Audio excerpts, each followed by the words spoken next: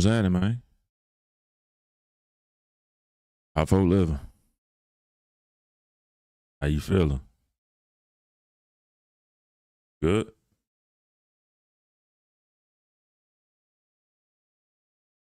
How was your day? Man, I'm gonna start the show off every day like that.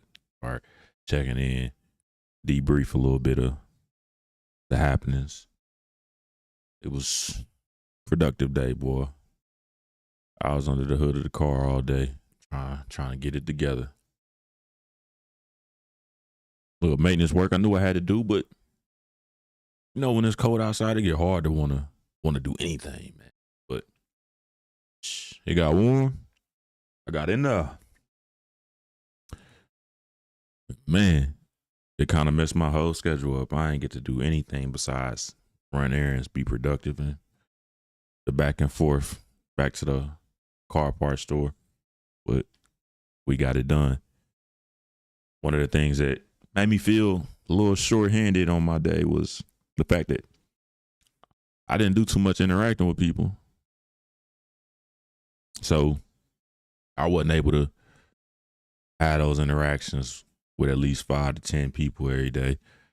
Today, it was just me, the tools, the hood of the car, and then one person at the auto parts store that was they was done. They was tired. The day was too long, and I could see it in their face, like, man, yeah, I'm nothing on this. So I was like, you know what?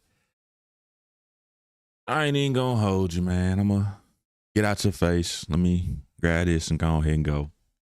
But I want to spread a lot more positivity. I'm a boy. I woke up feeling like a totally different person today than I was yesterday. The power of sunlight. Yesterday I felt nasty. It was just But that sun came out, boy, feel like a whole new person. The new year here, springtime is here, so a lot more positivity in there, or a lot more energy. I won't say positivity. Folks can be as energetic as they want and still be dickheads, but we live, man. And hopefully I can take advantage of this warm weather as much as possible, because who knows, man, it'll probably be snowing by Friday, hurricane by Monday, ice storm by Tuesday, then summertime will be here in 2 weeks. Like, just trying to make the most of it while I can, trying to be as productive as I can, and just regulating my space, man. But tomorrow, definitely got to get to it. 5 to 10 new people, or people I don't normally interact with. Got to give them a compliment. Got to speak. And I want to ramp that up. So 5 to 10 people a day, give a compliment, and then at least 3 times a week. I'm trying to start off slow. 3 times a week, just have a conversation with a stranger. And just see where it goes. Just being more personable, going outside of myself, because it's easy to just lock in and that be the end of it. But trying to do a little bit more and New Year's resolution stuff every day. You think of something to improve, hop on that. So what's today? Tuesday, Wednesday. I might get 2 or 3 off by this week. Go to the gym, catch a couple folk out and about. And the spots I be in, that's what makes it even harder to try to accomplish a lot of stuff. Is I be in spots where folk ain't really trying to talk. They trying to get in and get out. And really, unless you at school or at work and you in those constant environments where you're around the same people, or there's going to be an expectation of a certain crowd to be there, it's hard to just randomly run into folk unless you go out of your way to run into folk. And I don't be at bars and clubs or events like that, because that ain't, yeah. It reminds me, man, story time. I got talked into going into a nightclub, or a bar that was converted into a nightclub. I got talked into going. Just trying to be a man of my word. I had agreed to plans with somebody where I was like, all right, bet, cool. I said, I'm going to meet you. Bet I'm going to pull up. And the person was like, repetitively hit me with a, yeah, it ain't nobody in here for real. I'm in here just chilling. It's a nice little spot. I'm like, all right, bet, cool. Cool, all right. I mean, it's kind of late. Street lights been on already. It's about 11, 12. But it say sports bar under there, so maybe all right, I said I'll go. All right, cool. Let me wash up real quick, get myself together. I'll pull up on you. I done pulled up. I done started seeing the signs, right? Sign number 1, police cars in the parking lot. And for anybody who's frequented black social spots, you already know police is there for one or two reasons. One, it's a really important event where these folk was like, we not sparing no expense. We gonna make sure that this thing is locked down. Or two, they know what's up. Either way, I'm like, strike one.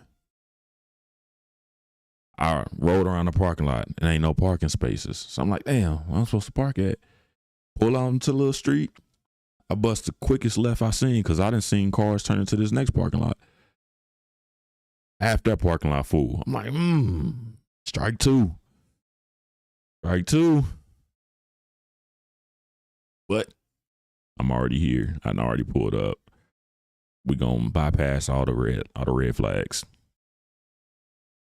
Strike three. Man, I seen the people getting out the car. Smell like weed in the parking lot. The women hopping out dressed in leather or half naked, one of the two. Like, It was more wigs and lashes than there were particles of sand on the beach. I was like, ugh.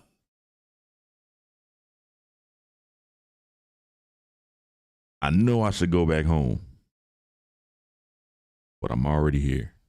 So, hop out the car anyway. Get to the actual parking lot because I done rolled past and I ain't really too much pay attention to what the surroundings was. I'm trying to find a spot. I don't see no spots. I done walked up, and to even get there, you have to like step on to like this even brick wall that they didn't put to separate the two parking lots. And then there's like a little ramp, and there's a little forge between like bushes and trees that separates it. I'm like, all right, let me walk through there because I done seen everybody else walk through there. And it's a little pathway where you can see people walk through there. I walk to the parking lot, walk past the cop car, I walk around the back side of it, and I see the line. When I see the line, and it says sports bar on Google, I'm like, it's the club. Folks and invited me to the club.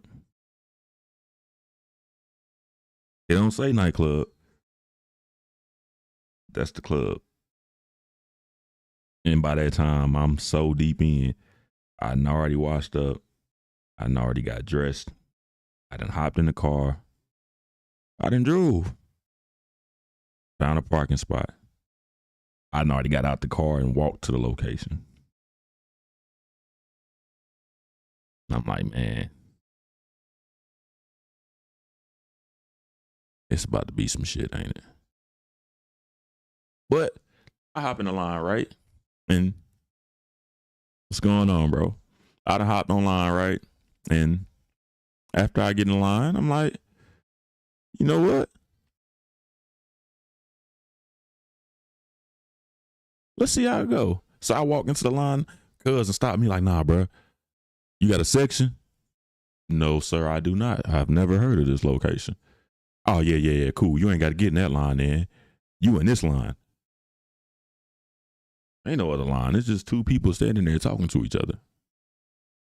I'm like, all right, maybe it won't be that bad. It's a line for the sections. But to just walk in, you good. I'm like, all right, bet, cool. So I get in the second line. Cousin patted me down. I'm like, oh, shoot, I'm about to go in before everybody else. Cool, this should be a breeze. I step in past the first door. Of course, this ghetto black lady sitting there at the table with a laptop, one of the security boxes, and a card reader. I'm like, nigga.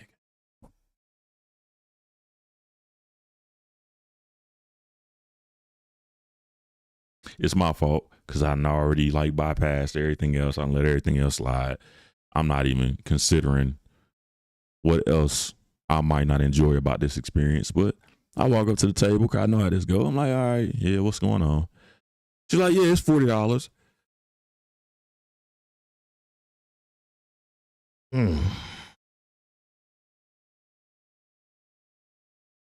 The pain I felt in my chest. And it's not like I'm a cheap person, right? Because I believe that quality just is irreplaceable. So I've spent 10 times that on a steak just because I wanted to try it, just wanted to see. I want to see quality. I want to experience quality. But it's something about like door fees that just it eats at my core a little bit, because I'm like, you making me pay to get in just to see these niggas I was just outside with. But again, I don't argue with folk. I don't debate folk rules. This is your establishment. Pay to get in. I step in, and it look exactly how I would expect the club to look. It's a serpentine crowd that are all like concentrated around the bar area, and from the bar to the sections to the bathroom, it's dense. Folk everywhere, hot as shit, and the rest of the space is empty. So it's a lot of empty space, and then there's just people on top of each other. I done walked through, found who I was looking for. I'm like, bro, why you invite me here saying that you just in here chilling and you in the middle of a mosh pit of niggas standing around holding a drink in one hand, a phone in the other hand, shoulder to shoulder with other niggas just standing there. After 30 seconds, I'm like, man, I told you I was coming, but this ain't my scene. I appreciate the invitation, but I'm out of here. And I probably broke the Guinness World Record for shortest amount of time in the club, because I was in there long enough to take one deep breath and was already back outside to get air. And in the time it took me to walk to the bar and walk back, I had makeup on my hood. Of course, I had a hoodie on, and I had makeup on both shoulders.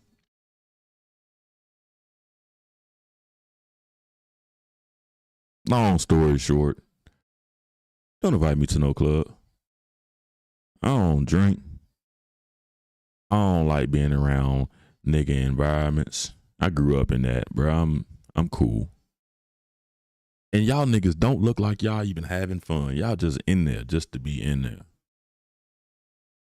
No, thank you. But on to the actual topic of the day, man. From hood to hood. I started talking about it a little bit yesterday, but I'm going to go into it for real. It's like the developmental stage that you're supposed to go through in life,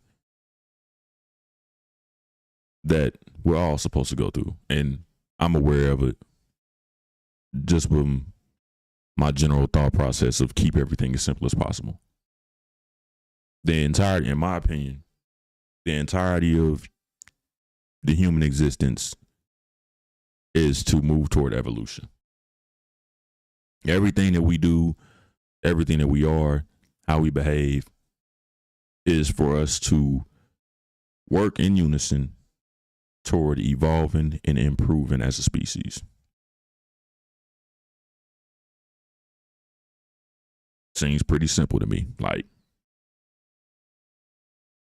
start off as something, and each generation get better until You evolve.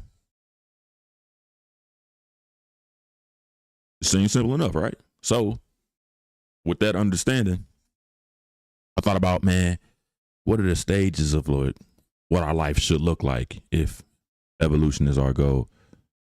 And I thought about it. I've had multiple conversations with people of all different ethnicities, cultures, races, sexes,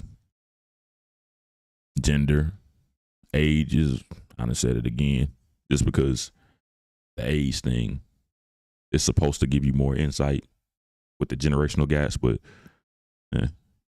and that's what I came up with. So I'm gonna break it down step by step. I'm not gonna try to belabor any of the points just because I try to make it as common sense as possible. So without further ado, I'm gonna start at the beginning. So,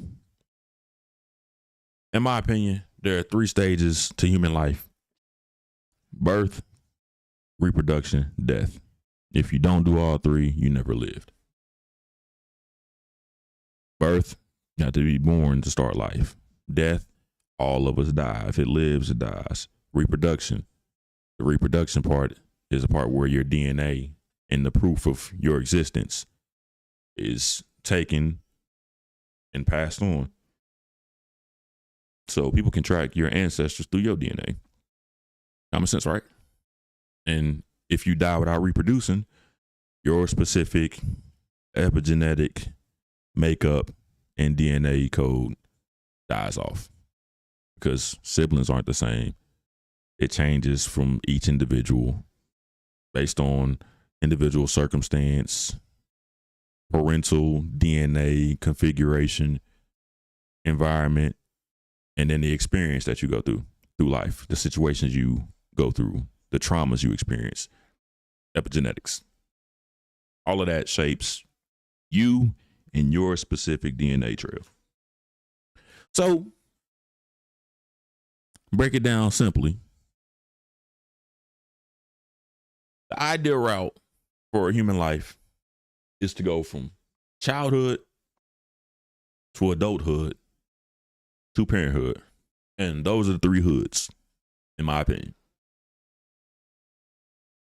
Childhood, then adulthood, then parenthood. And again, to give a little bit more insight into the opinion I gave, you acquire traits from your parents and through your experiences in life, your traumas and your behaviors, your characteristics, the decisions you make.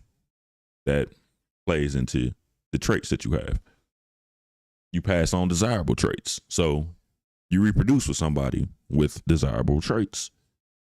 If you aren't the most intellectually gifted person, but you're athletic, chances are you want to reproduce with somebody who's intellectually gifted. And boom, y'all two pass on desirable traits, evolution. So what does that say about same-sex couples? Means in the grand scheme of things, as a society, LGBTQ does nothing for the group.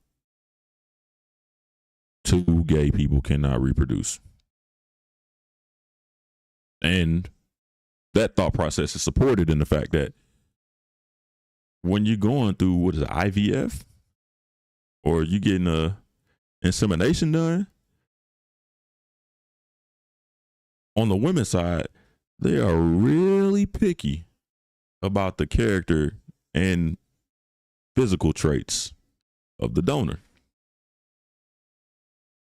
So they going around or trying to circumvent the process a little bit, but they still want to pass on desirable traits. So it plays into that. 2 gay men try to adopt. With the women, they try to implement, or with lesbian couple, they try to implement the physical desirable traits. With the gay men, they tend to lean heavily on the environmental and the mental psychological traits. So how we raise you, how we discipline you, what you think, how you think, and your perspective, shaping your perspective. That's very masculine, trying to implement that discipline. But lesbians is, hey, what traits are you getting from that person? How can they put you in the best position? Because tall people have an easier life and pretty people, pretty privilege.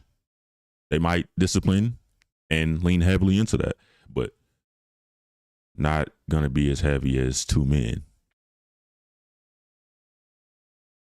So, end of the day, at the core, in order for humans to evolve, need a man and a woman to have desirable traits, to live a high quality lifestyle, which means eating a certain way, moving around a certain amount, and having a certain amount of activity and exercise, processing ability and critical thinking skills, ability to adapt in situations from both parents, no genetic deformities, reproduce to make a stronger seed so the next generation can be stronger than the generation before that. And watch us repeat that over and over and over again. That's our goal. And with that being the case, I mean, folks can disagree, but it's kind of hard to disagree. Without us trying to achieve that goal, none of us would be here. So, with that being the case, built this little visual, right? I'm gonna break it down. The visual, the green on this visual is childhood. So it goes from birth to 18. During those years, those are mainly your developmental period. That's where you're acquiring self-awareness, trying to understand who you are and according to the people and the world around you. Trying to figure out how you impact it, how it impacts you. You're a very sensual individual. You should be the entirety of your life, but as a child, you're a lot more sensual because you're trying to learn and tasting stuff, touching stuff, feeling things, smelling things, seeing things, hearing things, and you're developing the skills that you need to maneuver as a human being. So during the childhood period, your main focus is self-awareness.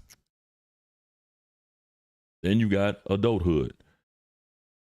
And the key thing about adulthood is at 18, childhood immediately stops. And from that point forward, you'll never be a child again. From 18 till you die, you are an adult. Adulthood is the engagement period where take what you learned as a child. You still want to become more self-aware as you go into your adult role, but you spend the majority of your life interacting, figuring out how can I manipulate the environment around me, the people, the location, all so you can be in the most opportune situation possible. I want a high quality of life. I know myself, so I know the things that I require for me to live a high quality of life. That's the engagement period where you confirming who you are, confirmation of self. This is who I am. This is what I like. This is where I would like to be. And these are the factors that will play into be maximizing the time I have. Then you got parenthood. Parenthood, and this is the one that's going to be controversial. Parenthood, I started it at 5 years old because I looked it up. The earliest recorded pregnancy was a 5-year-old girl in the 1930s. Or in recent memory, the most extreme case was in the 1930s, a 5-year-old girl getting pregnant. So made a fuzzy line because at some point when a menstrual cycle begins, you're able to reproduce and you're able to reach parenthood. So the squiggly line is like, it's not definite, it's not concrete, really depends on the person. And then late 40s, 50s gets squiggly again because this line is for men and women. Women can start as soon as the menstrual cycle begins. Men, it's when we hit puberty. But women also have the alarms going off, the part of life where they're not able to reproduce anymore. A time where you basically get a fire sale on the eggs and your body's like, all right, bitch, if you're going to do it, now's the time.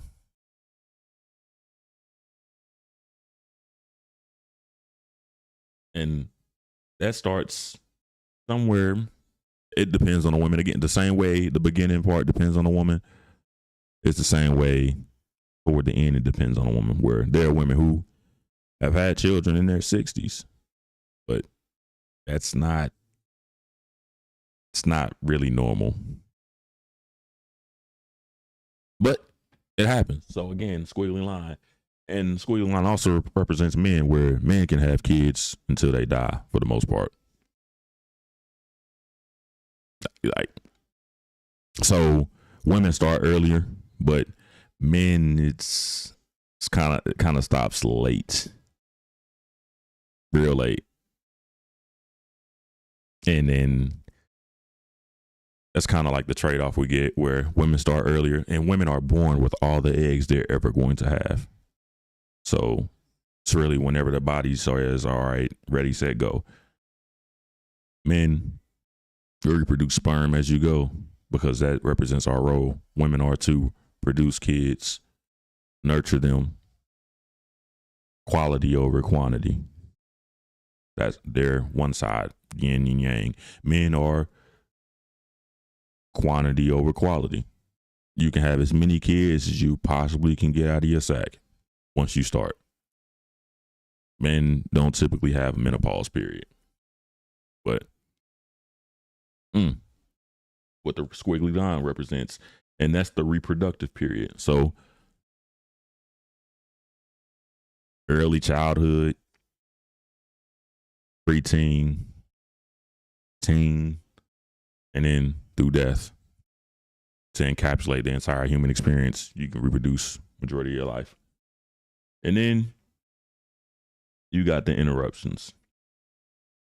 And the interruptions are the parts that explain a lot of the social issues that we have right now, right? Because again, you want to go from childhood to adulthood to parenthood. And in each one of those hoods, you want to maximize your experience. So as a child, you want the best possible opportunity to succeed and become a fully realized human being, allowing you to make mistakes, allowing you to be imaginative, allowing you to try things, learn things, explore things without having to take on any adult responsibilities. Allow me to explore and expand my horizons and my understanding of how this world works up until I've reached the point of adulthood. In adulthood, I need to be able to explore some more. How does adulthood work? And what's the difference between living in this world at this age as an adult compared to as a child? Let me understand what I fully like now that I've gone through childhood successfully. Let me figure out what rhythm of life I like, what kind of wavelength I like to ride on, what I enjoy for the most part, because it can change. But for the most part, what do I like? Then once I figure that out, then let me get into parenthood, because I'm self-actualized. I'm self-realized. I understand how this thing works. So now I can take that with somebody who also understands how this thing works. And how can we pass that on to the next generation so that they can be even farther than us?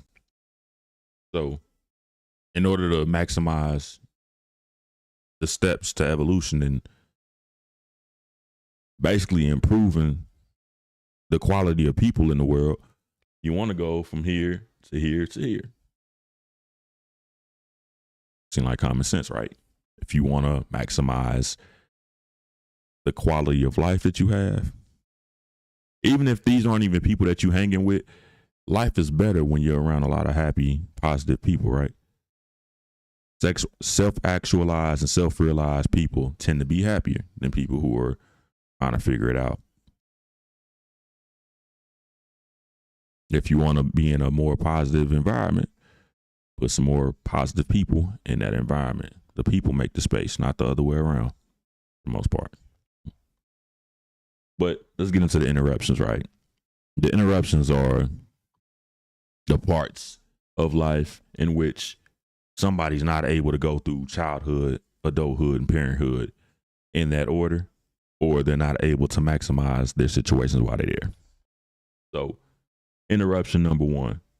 These are the potential obstacles to going through this process. The traumas or disruptions that you go through that don't allow you to make the most of your potential and go through this process seamlessly. Interruption number one, childhood pregnancy.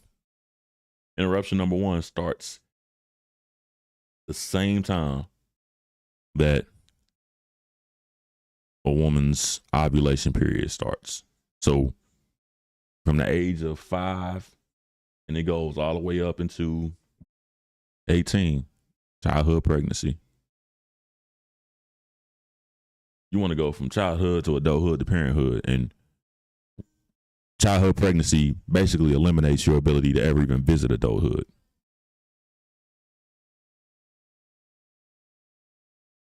Adulthood and parenthood, even though they can happen simultaneously, they're completely independent of one another. Once you are a parent, you are always a parent. And the fact that once you have kids, your life is no longer about you. The thing about adulthood is more about individualized experience, where as an individual, here's how life is affecting me. Once you become a parent, you no longer consider yourself an individual. You become secondary or tertiary. So I don't consider them happening dependently. They can happen at the same time, but it's not exactly connected. It is, but it ain't. It's like making a peanut butter and jelly sandwich. Like, yeah, it's a sandwich, but the bread, the peanut butter and jelly are still like separate things, just smushed together that you're eating at the same time. So that part a little confusing, but makes sense. Childhood pregnancy is the part you don't get to acquire that level of self-awareness. You don't get to become self-aware. You don't understand how the world operates or how it works. You don't understand what you like, what you don't like, where you want to be. You don't get to consider all of these things because pregnancy becomes, again, the reproduction becomes the most important thing. As an individual, your individual needs, wants, and preferences don't matter. So childhood pregnancy definitely stops and stunts your own personal development. And then it completely halts your ability to engage with life and confirm who you are, because you have to think through the mindset of, I'm a parent first. You see it in a lot of dating apps right now, folks. I'm a father first, or I'm a mother first. Yeah. Which means it makes dating next to impossible, because the family the family structure is supposed to come from two individualized adults coming together, self-realized, to then reproduce and start a family. But you got folks who either don't know who they are as individuals, or they don't really see the importance of me before we. Because on one hand, it's selfish to think about yourself before your kids, and on the other hand, it's kind of hard when you got kids. So childhood pregnancy stunts your development, and then it stunts your ability to engage with life a certain way. You have to limit yourself and sacrifice majority of your life for your kids. Big red flag. So that's a huge interruption. Interruption number 2, lack of childhood development. Childhood pregnancy can lead to lack of childhood development, but number 2 is more so about not having a proper family structure, not having the mother and father in the household to be able to allow you to be self-aware. Your foundation for your life is supposed to be provided to you by your mother and your father. And if you don't have that, then you have to then go through life and experience traumas and have experiences that form your foundation for you. And then once you form your own foundation, then you become self-aware. And that elongates the process. So folks who don't have mother and father in the home, it's going to take you more time to become self-aware simply because you have to learn things as an adult that you should have been taught as a child. So lack of childhood development. Either you don't have both parents or you don't have parents who are teaching you or allowing you to become self-aware. And both are detrimental because basically interruption number 2, not allowing you to be a child, so to speak, is going to extend the time where you should go from adulthood to parenthood. The smaller your childhood, the longer the delay should be from adulthood to parenthood, because you basically working from a deficit and you got to dig yourself out of that deficit in order to put yourself in a space of somebody who was allowed their own childhood, which is why you see a lot of black people in this day and age choosing to start families and have kids in their 30s, while white people are either skipping college to start their family immediately or right after college getting married and starting their family because they were allowed their childhood to become self-aware. And they experienced enough adulthood to understand, okay, this is what I like. This is how life operates. Now I can reproduce. What black folk are working out a deficit for lack of resources or lack of support. So they have to go and find that for themselves, what was supposed to be provided as a child. So interruption number 2, lack of childhood development. Number 3 is an insufficient adulthood period, or babies having babies. This is the process where up here, folks make it through childhood, get to 18, and then they have kids. So they never got the adulthood period to engage with life or confirm who they are. It's just, I'm grown now, I'm going to do what I want, start having kids. But being an adult is a completely different set of rules, so you didn't get to figure out how you want to live your life, where you want to live your life, or what kind of circumstances will give you the highest quality of life. You went, I'm grown, so you immediately correlated grown to parenthood. Adulthood and parenthood are different. And you'll meet a lot of people who, once their kids are grown, they double back to be like, I never got to experience life. So now that my kids are grown, I'm going back to experience life and want to put parenthood on pause. But then that creates a deficit because once you become a parent, you're always a parent. And that selfish need or that longing for that adulthood period that you missed is going to provide a deficit, if not for yourself, for your children. Because even though you exited childhood and went into adulthood, the parental support is still supposed to be there. And when you don't have that parental support, that self-awareness, that development that you're supposed to do in early adulthood, where you expanding yourself from the pubescent period to pure maturity, you never make it there because Didn't get there. It's like you graduated high school, but you're not getting a graduation ceremony and you're not getting a diploma. You just went to all the classes and then they just told you stop showing up. I can't get to the next thing until I get the diploma and we go through the ceremony of, all right, I'm done. So when folks have their kids from childhood and go right to parenthood and don't go through adulthood, and they basically want to fulfill themselves after the fact, unbeknownst to them, they're putting the next generation in that deficit that they were just trying to come out of themselves. That's where generational curses come from, where you didn't get to experience adulthood before you jumped into parenthood. So now you're borrowing from your children's adulthood experience to make up for what you lost. And that's interruption number 3, insufficient adulthood period. So ideally, you want to go from 0 to 18 being a child, and then from 18 to whatever age you feel self-fulfilled or self-actualized or self-realized, then you start making the decision on whether I want to reproduce or not. For some folks, they never feel the need to reproduce. Like, nah, that's just not for me. But they're self-actualized to understand that that's the decision that they're making. It's a conscientious decision. For other folks, if you make it to adulthood and you're like, at 21, all I want to do is be a parent, that also takes self-actualization of, I think my role will be best fulfilled by making this decision. But when you don't have the mental capacity to make that conscious decision on your own, and you move impulsively, and it's not a conscious decision to reproduce, but it's a traumatic experience,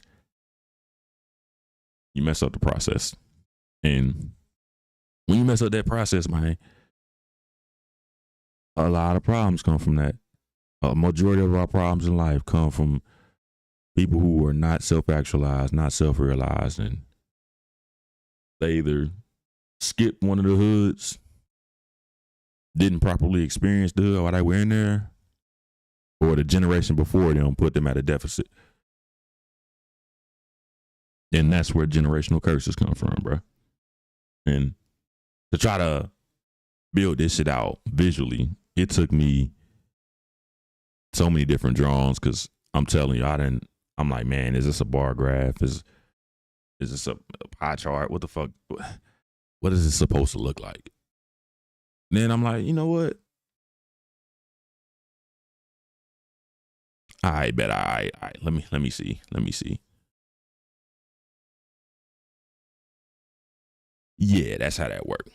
And then I had to draw it out linearly, because our lives work in a linear fashion. We go from 0 to death, from birth to death. And the process, it might vary and differ, but generally this is how it works. A lot of people might develop quicker. So at 16, you feel like, all right, I'm good. A lot of folk, man, you a child till 23. Frontal lobe didn't develop. 23, all right, I'm good. Then adulthood can stretch for as long as possible. But the process that doesn't change is, in order for you to maximize the quality of your life, you want to go from childhood to adulthood to parenthood.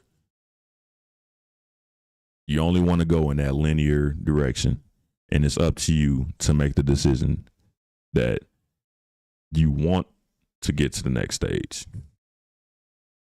There's one that you don't get to choose. Childhood to adulthood, you don't get to choose to no longer be a child, but you do get to choose when you get to go from one to the other. Like, I don't get to be a child forever, but I feel like I'm mature enough to start making more mature decisions for myself. Or the parents of a kid, they make the conscientious decision, or they make the impulsive decision to make choices that force you from childhood to adulthood. But even then, a decision is made to go from one to the other. But from adulthood to parenthood, Everybody get to choose that. Nobody can be like forced into it for the most part. There's some crazy folk out here, but for the most part, man, like it's all happening linearly, and it's up to us to maximize each and every phase of life in order for shit to be kosher. So this is my understanding of life. I know a lot of folk might differ or might have opinions or changes or suggestions. I mess with it, but go ahead and do what I did and visually explain it and break it down in a manner that makes sense to a lot of us. Because again, I try to speak in layman's terms and not try to get too scientific or sound like Merriam-Webster as I'm Googling and taking industry terms and applying them to folk who don't understand the shit. Trying to keep it as simple as possible. Let kids be kids. Allow adults to enjoy life and figure out their roles. Know your role. And as parents, be the best fucking parents you can, because you're starting off this process with somebody else. And you're in charge of 1.5 to 2 to even all 3 of these phases for the next generation, because you parents are parents. They learning from you. They taking advice from you. And this is a critical transition that folk go through. This is literally their entire life, and you in charge of somebody else's transition through their entire life. So if people didn't put you in the best position, understand this process. Try to circumvent it. Try to throw Band-Aids on there wherever you can, Gorilla Glue wherever you can, or fall on the sword and allow the next generation to go through this as effortlessly as possible, and let you be the last one that didn't get to go through this as smoothly as you should have. Simple enough, right? Whether you agree or disagree, holla at your boy later, man. Peace.